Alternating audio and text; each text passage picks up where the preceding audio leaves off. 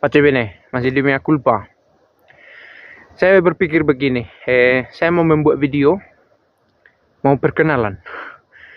Saya selalu mengandaikan, yang menonton video ini pasti sudah mengenal saya, karena saya sudah buat banyak video. Tapi saya berpikir lagi, pasti orangnya berganti juga, bukan senantiasa orang yang sama menonton video itu. Dan setiap kali saya membuat video, saya tidak memperkenalkan diri lagi, mengandaikan orang yang menonton mengenal saya. Saya mau perkenalan, nama saya Kaisar Sihombing. Saya seorang Kapusin, anggota dari Ordo Kapusin, Ordo Fratrum Minorum Capucinorum namanya. Berdiri tahun 1528, sekitar bulan Juli. Sebagai bungsu dari 3 bersaudara Ordo ini. Yang pertama sekali didirikan oleh Santo Fransiskus Assisi itu tahun 1209 kurang lebih. Lalu kemudian berkembang, bisa dimengerti ya, setelah 300 tahun mulai ada bercabang-cabang, akhirnya 3 lah dia. Ordo Fratrum Minorum Conventual, Ordo Fratrum Minorum. Ini digabungkanlah semua, yang sempat ada pecahan-pecahan, dan yang terakhir Ordo Fratrum Minorum Capucinorum. Jadi saya seorang anggotanya, Kapusin, sebagai pastor, dan di channel ini sering membuat video-video. Nah, berbicara tentang video, terlanjur saya membuat video tentang hubungan antar agama, begitulah, atau antar orang Kristen. Karena antar orang Kristen itu bisa berarti Katolik dengan yang bukan Katolik, atau sesama yang bukan Katolik juga ada pergesekan. Hubungan antar agama, antara Kristen dengan yang bukan Kristen, dan hubungan dengan semua orang lah, antara yang beragama dengan yang tak beragama. Nah, tentang iman itu yang seringkali masuk ke ranah berdebat yang tak terhindarkan itu. Meski kita katakan tidak perlu, tetapi pada kenyataannya toh terjadi. Nah, kita lakukan dan kita dengar juga, dan perlu untuk menajamkan ya. Tetapi harus dikatakan hidup rohani itu tidak melulu tentang itu. Saya pernah ikut satu kursus, dosennya berkata begini, setelah lelah memikirkan tentang Trinitas, tentang siapa itu Kristus, bagaimana kemanusiaan dan keallahannya bersama ada dalam diri yang sama dari Yesus Kristus ini, di akhir kursus gurunya berkata, yang terutama adalah bahwa kamu harus sampai pada iman yang benar. Kamu bahagia memiliki dan mengimani itu. Bukan hanya berhenti pada level pengetahuan yang dihafal, yang bisa dijelaskan, tetapi tidak diimani. Ternyata aspek ini perlu. Tetapi harus disadari bahwa untuk sampai pada refleksi itu perlu satu perjalanan panjang. Untuk melewati tahap demi tahap dari pencarian itu, sehingga kita tidak langsung terburu-buru pada tujuan tanpa mengikuti proses yang sedang berlangsung. Jadi perlu juga masa-masa bingung dalam beriman ini. Entah Agustinus sudah entah dubium, entah keraguan yang disengaja atau keraguan yang dibuat-buat. Disengaja atau tidak diinginkan, natural dia. Ada keraguan yang memang kita tidak bisa jawab. Itu keraguan-keraguan fundamental. Kemana saya setelah kehidupan ini? Bagaimana kehidupan ini berawal? Bagaimana penciptaan itu ada?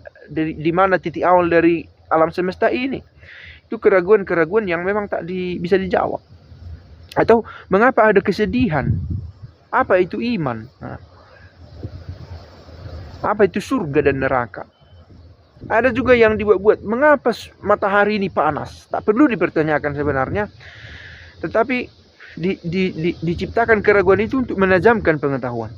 Nah, begitu juga katanya dalam beriman. Maka itu tadi saya katakan, perlu juga masa-masa sulit untuk mengenal, untuk beriman itu.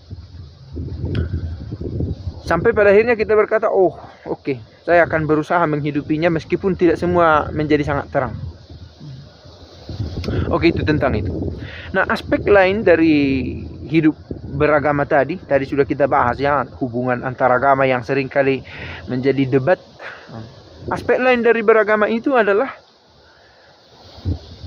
membuat kita sampai pada kebenaran dan merdeka. The truth will set you free. Kebenaran itu akan membebaskanmu, katanya.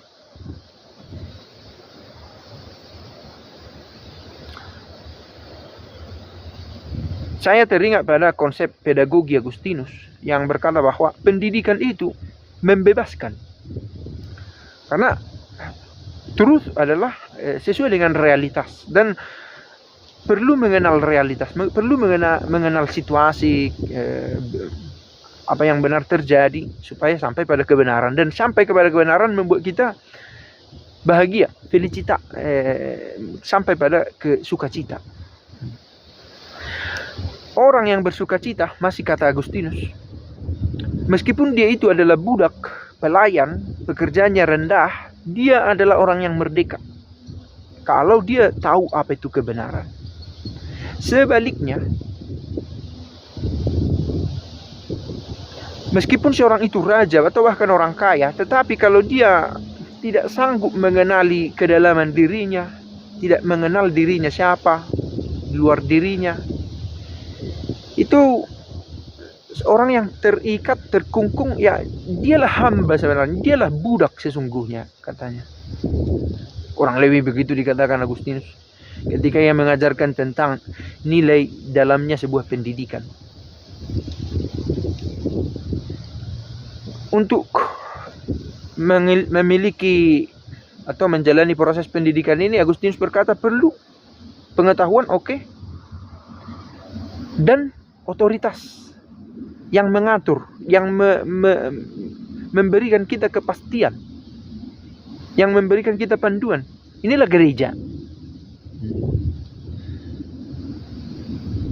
sebagai institusi ya, sebagai kelompok. Tetapi juga Allah sendiri memberikan kita bimbingan, memberikan kita bimbingan yang kadang tidak selalu kita nikmati ya, susah juga kadang. Tetapi kesulitan-kesulitan yang datang dari susahnya mengikuti kehendak Allah itu, tanpa kita sadari kadang membantu kita terhindar dari hal-hal yang jauh lebih buruk dari yang bisa kita bayangkan. Itu dia. Kesulitan-kesulitan yang kita alami, penderitaan itu, meski kita tidak inginkan, seringkali membantu kita untuk terhindar dari keburukan-keburukan yang jauh lebih menyakitkan dari apa yang bisa kita bayangkan. Dan begitulah cara Tuhan bekerja.